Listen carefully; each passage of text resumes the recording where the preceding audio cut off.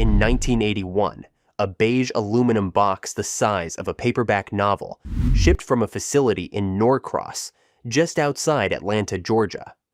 On its front panel, 8 red LEDs. On its circuit board, a $10 Zilog Z8 microcontroller. And inside its firmware, 2 letters that would become the most widely obeyed command in the history of computing, AT. Attention.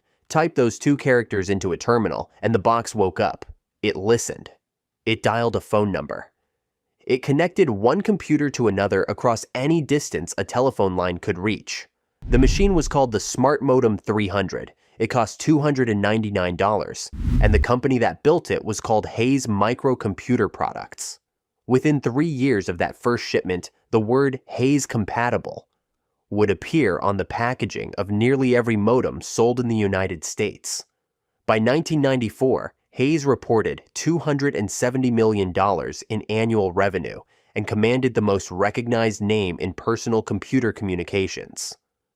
5 years later, Zoom Telephonics purchased the entire company, its brands, its patents, its inventory, its product rights, across 3 continents, for $5,300,000 in cash.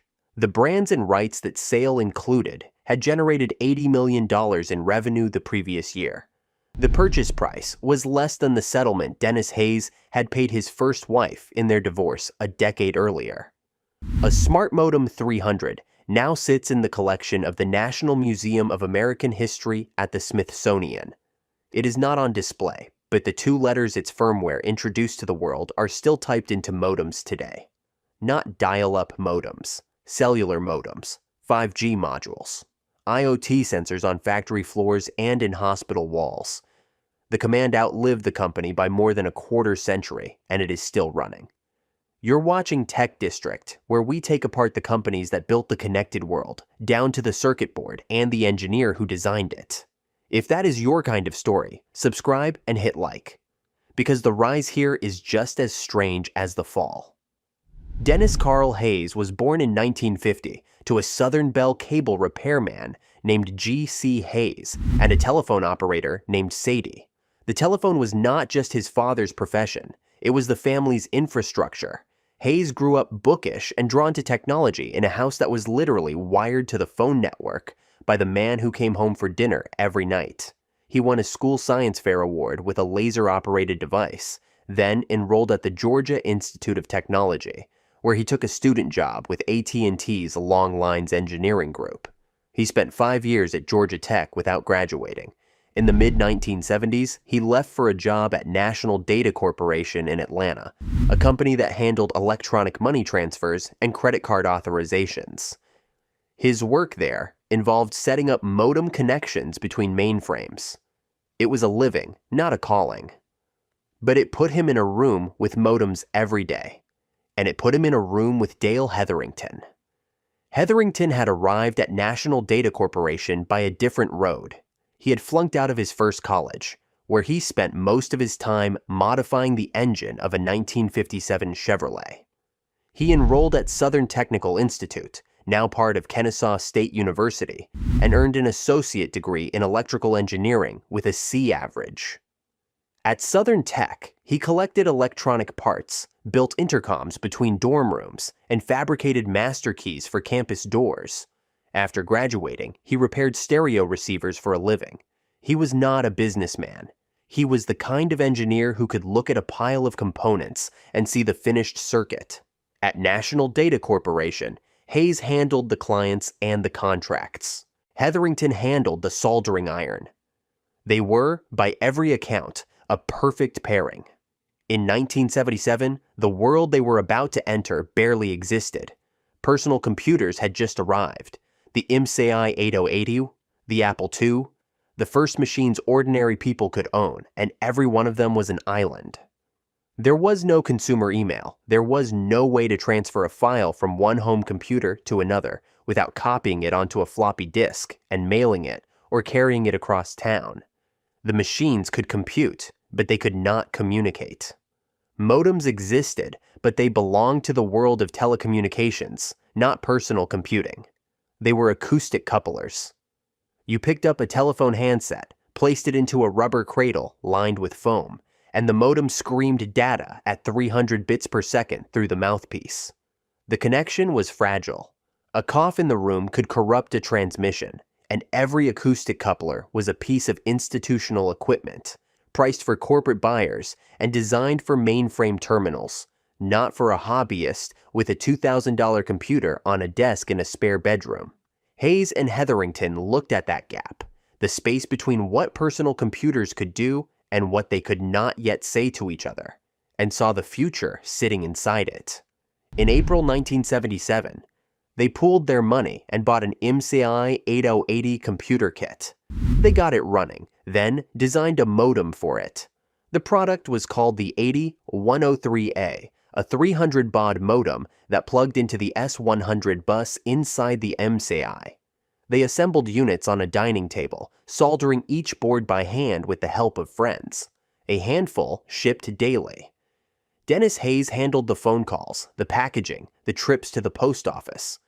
Hetherington handled the design and the rework when a board came back dead. To raise capital and build credibility, they subcontracted assembly work from larger computer firms. The company, D.C. Hayes Associates, was formally established in January 1978 and based in Atlanta. First-year sales reached $125,000. It was enough to keep going, not enough to hire. In 1979, they shipped the Micromodem 100 for S100 machines, then the Micromodem 2 for the Apple II. The Micromodem 2 was the first product that could connect an Apple computer directly to a telephone network without an acoustic coupler, without a separate terminal, without asking the user to understand telecommunications. You plugged it in, loaded the software, and dialed. It sold immediately and well. But the real signal came from outside the company.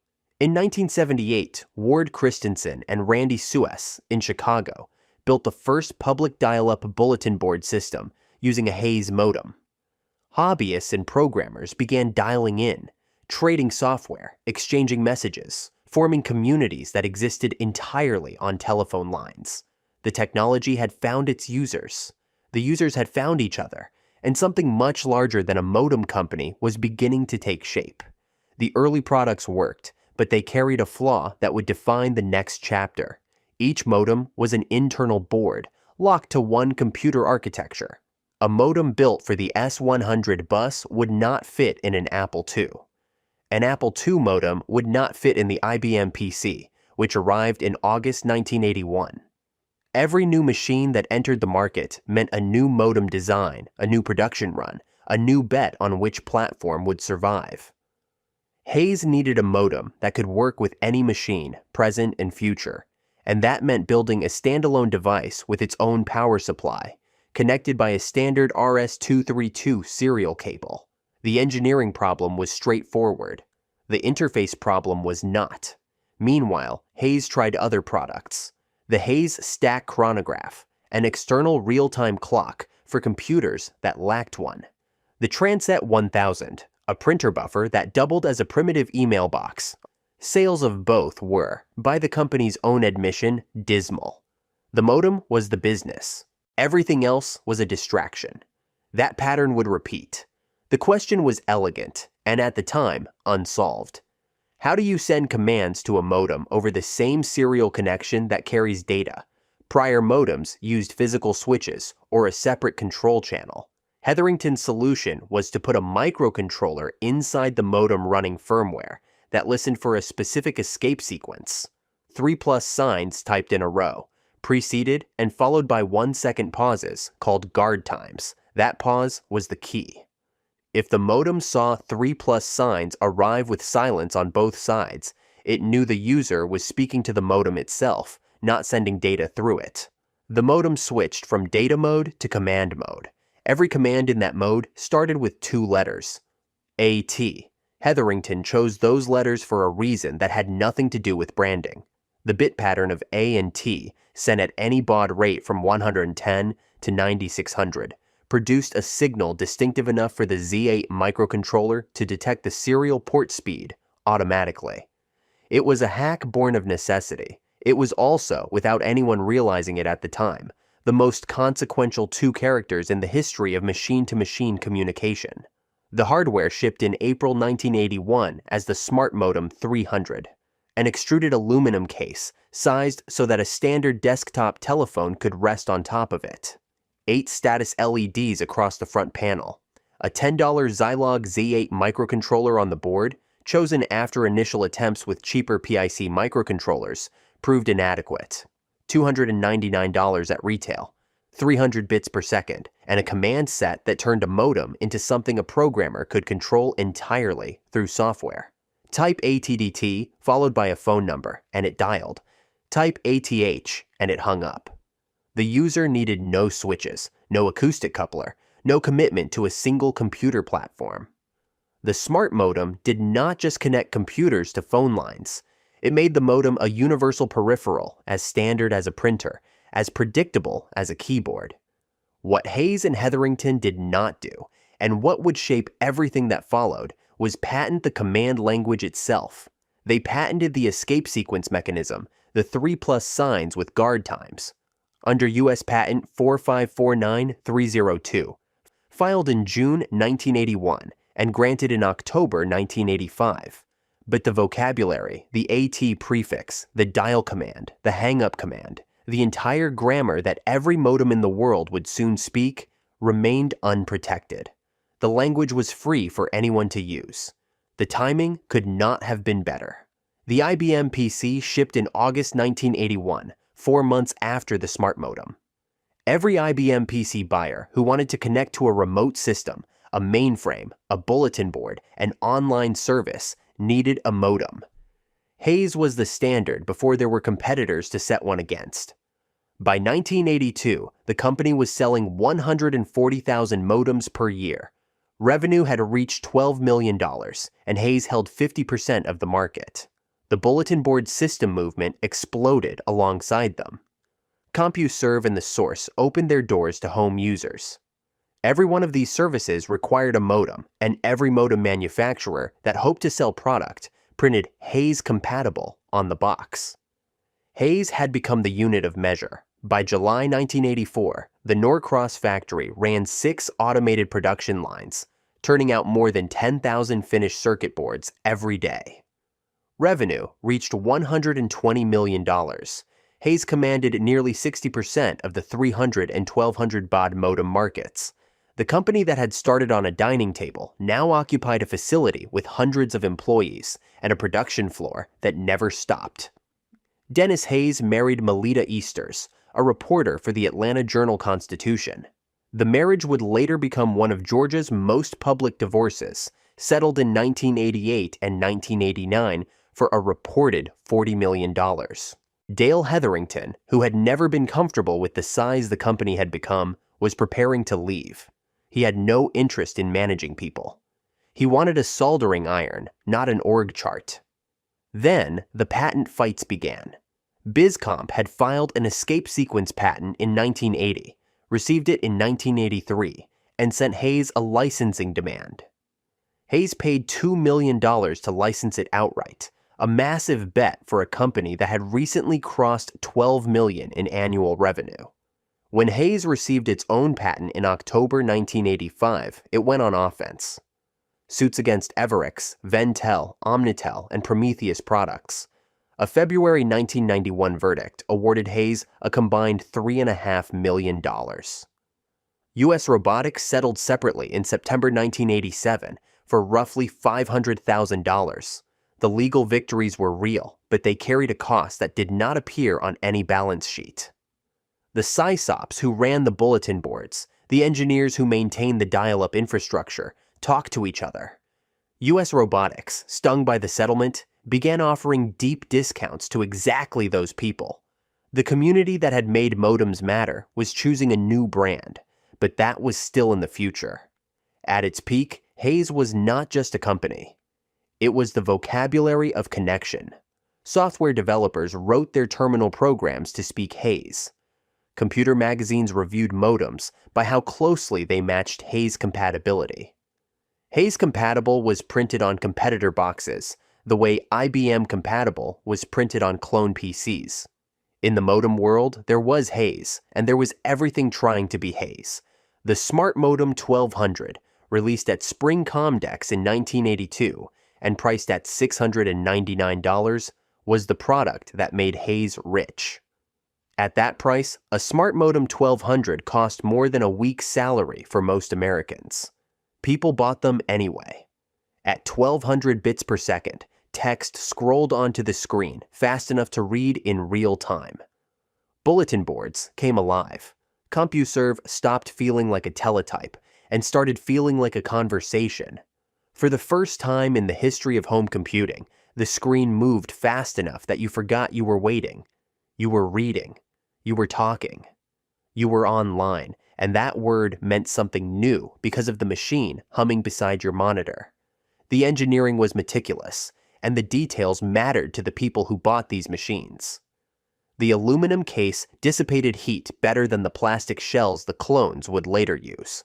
The row of LEDs along the front, AA for auto answer, CD for carrier detect, OH for off hook, RD and SD for receive and send data, TR for terminal ready, MR for modem ready. Each one was a window into the handshake between two machines. Users learned to read those lights the way pilots read cockpit instruments. A steady CD meant connection. A flickering SD meant data was moving. When OH went dark and CD dropped, you had been disconnected and you felt it like a dropped call. Then came the Smartmodem 2400 in 1985, $549, the golden age workhorse. By 1987, clone manufacturers were selling 2400 baud modems for around $250 using commodity Rockwell chipsets. But Hayes held the premium because the hardware justified it. BBS SysOps ran Hayes modems because downtime cost them callers, and callers were reputation. The premium was not marketing, it was reliability.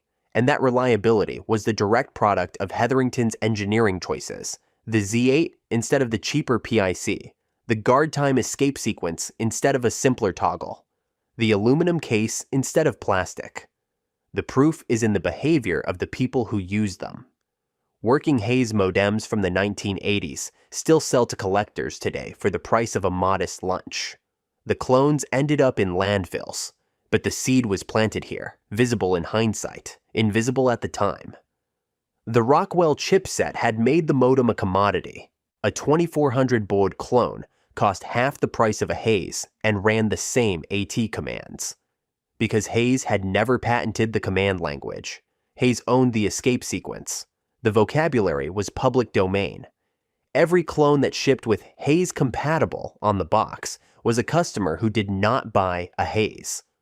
And inside the company, Dennis Hayes was looking past modems entirely. In 1985, Hayes began investing in ISDN, the Integrated Services Digital Network, a telephone company standard that promised 64 kilobits per second on existing copper lines. Hayes saw ISDN as the successor to dial-up. They partnered with AT&T. They signed a joint venture with Siemens in 1991. They built ISDN terminal adapters and poured years of engineering into a technology that American telephone companies would never deploy to consumers in meaningful numbers. ISDN peaked at 56 to 64 kilobits per second and was overtaken by DSL and cable before it reached most American homes. Faith in incumbents in American tech is usually the last mistake a company makes. The world changed in the early 1990s, and Hayes misread every signal. First, the Rockwell chipset made high-speed modems cheap. The Suprafax modem 14400, built on Rockwell silicon, became a runaway bestseller and crashed the price of 14,400 baud modems below what Hayes could match without destroying the margin that funded everything else. Second, US Robotics did what Hayes refused to do. They sold modems at deep discounts to BBS SysOps and internet service providers, the people who ran the infrastructure of the coming internet. This was not a minor channel. By the mid-1990s, America Online alone had millions of subscribers dialing in through banks of modems every night.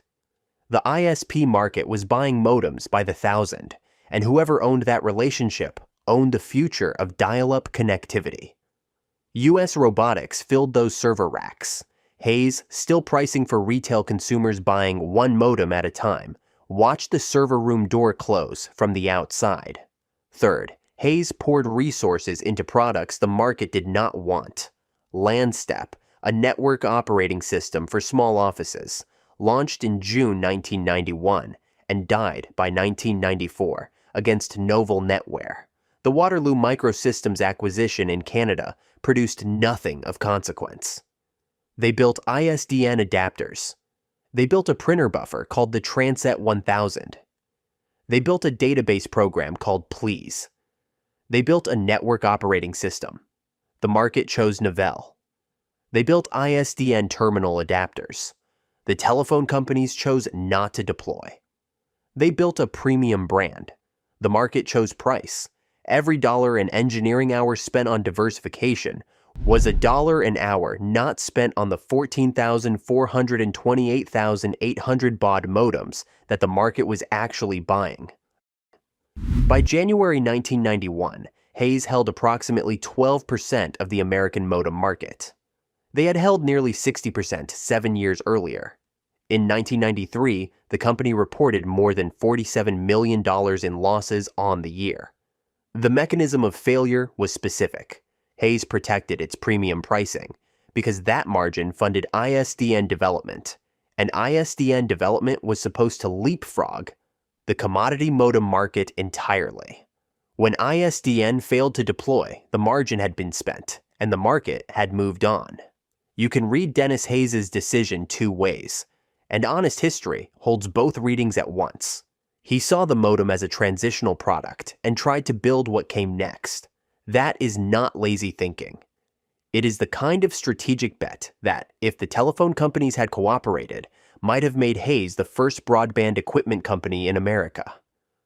But the telephone companies did not cooperate, and the thing that came next was not ISDN. It was DSL and cable, technologies Hayes had no position in. By the time Dennis Hayes recognized that, his company was already filing paperwork. November 1994, Comdex, the biggest trade show in American computing. Hayes Microcomputer Products filed for Chapter 11 bankruptcy protection during the show.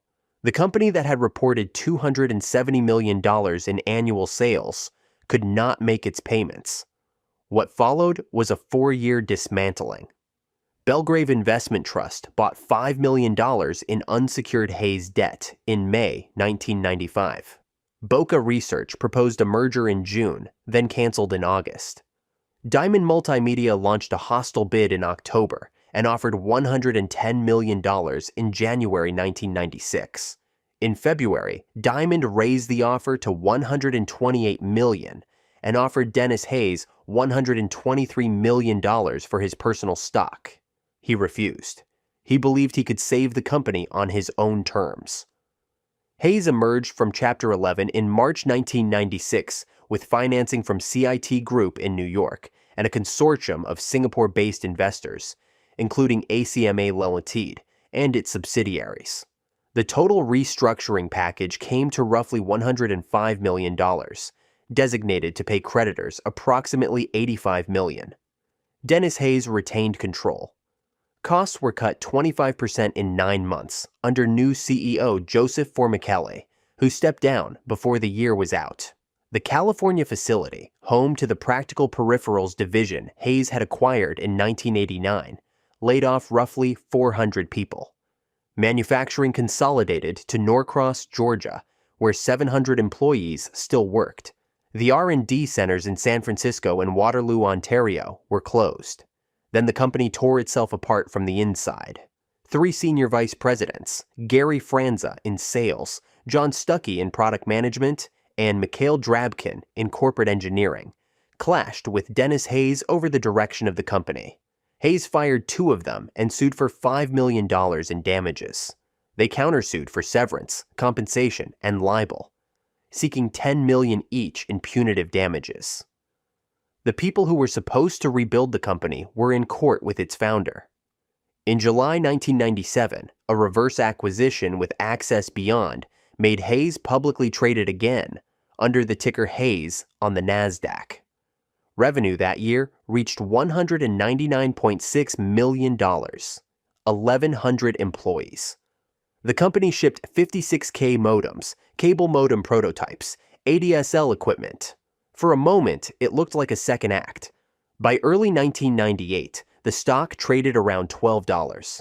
By October 1998, it traded in pennies. Hayes filed Chapter 11 again. In February 1999, the primary lender, Nations Credit, withdrew its support and auctioned the assets. On April 7, 1999, Zoom Telephonics paid $5,300,000 for the Hayes name, the Practical Peripherals brand, the Acura and Optima product lines, the Cardinal brand, cable modem lab equipment, and product rights covering the United States, Canada, South and Central America, Europe, and the Middle East. The purchase price covered brands and rights that had produced $80 million in revenue the year before, $5,300,000, a company that had once held 60% of the American modem market, that had created the command language used by every modem on Earth, that had reported $270 million in annual revenue 5 years earlier, sold for less than the cost of a large house in the Atlanta suburbs where it was born. Dale Hetherington had seen none of this. He retired from Hayes in 1984 at the age of 36. "I just wanted out of the rat race," he said. He received a gradual payout, estimated at roughly $20 million for his ownership stake, and never started another company. He built ham radios. He constructed a tracking collar for his cat using a homemade radio transmitter. He joined the Atlanta Hobby Robot Club and won battle robot competitions at DragonCon. He funded a mechatronics lab at Kennesaw State University that bears his name. He donated robots to local schools for demonstrations. His wife, Anne, held a doctorate in computer science and worked as a senior research scientist at Georgia Tech Research Institute. He preferred fast food and pizza to fine dining. He was, by every account, content. He died in 2021 at the age of 73. His widow described the cause as an electrical failure in his heart. She found the phrase ironic for a man who had spent his life as an electrical engineer. In March 2024, the Computer Museum of America in Roswell, Georgia, named Dale Hetherington the first inductee in its Hall of Fame. His wife accepted the award on his behalf. Dennis Hayes said of his partner years after Hetherington left the company, "He took a soldering iron and turned piles of chips and wires into gold." The two men did not stay close. Hetherington never sought the spotlight. He never gave keynote speeches. He never appeared on magazine covers. He was, in the way that matters most to the people who build things, the engineer behind the product that carried another man's name. A Hayes Smartmodem 300 sits in the collection of the Smithsonian, cataloged as Object 2006-013210. It is not on display. The Computer History Museum in Mountain View, California, holds another. Vintage Hayes modems sell on secondary markets today for under $30. The aluminum cases tarnish. The LEDs no longer blink. They sit on shelves in basements and home offices, souvenirs of a time when getting online meant hearing a modem handshake through a telephone speaker and watching a row of red lights confirm that two machines somewhere in America had agreed to talk. But the thing Hetherington built, not the box, but the language inside it, never stopped running. The AT command set is used today in every cellular modem manufactured by Qualcomm, MediaTek, and every other major chipset vendor in the mobile industry. It is used in 4G LTE modules. It runs in 5G radios. It runs in IoT sensors mounted on factory floors and embedded in hospital walls and wired into agricultural monitors half a world away from the dining table where Hetherington first chose those two letters.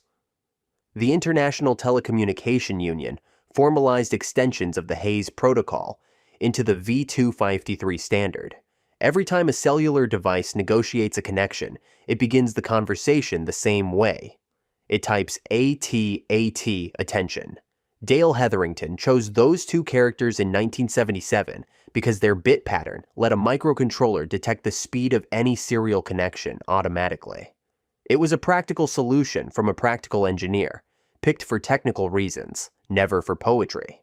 And it became the first word that billions of devices would speak to billions of networks for the next half-century and beyond.